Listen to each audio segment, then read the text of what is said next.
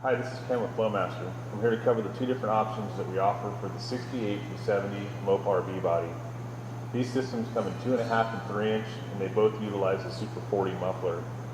The kits come with all the necessary clamps and hangers for the installation. This is an H-pipe system that runs from the crossmember back, so fabrication to your downpipes or headers is required.